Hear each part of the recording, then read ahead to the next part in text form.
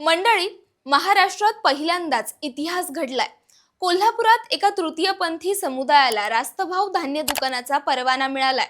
होय, समाजानं ज्यांना नेहमी वेगळं ठेवलं, ज्यांना मुख्य प्रवाहात स्थान मिळवण्यासाठी रोज लढावं लागतं, त्याच समुदायानं आज स्वतःच्या पायावर उभं राहण्याचं स्वप्न साकार केलंय। कोल्हापूरच्या मैत्री संघटनेला रेशन दुकानाचा परवाना देण्यात आला असून तृतीयपंथी मयुरी आळवेकर आणि तिचे सहकारी आता हे रेशन दुकान चालवणार आहेत।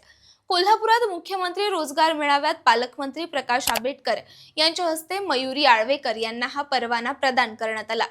हे फक्त दुकान नाही तर स्वाभिमानाचं प्रतीक आहे, कारण आतापर्यंत कधीही तृतीयपंथींना असा परवाना मिळालाच नव्हता।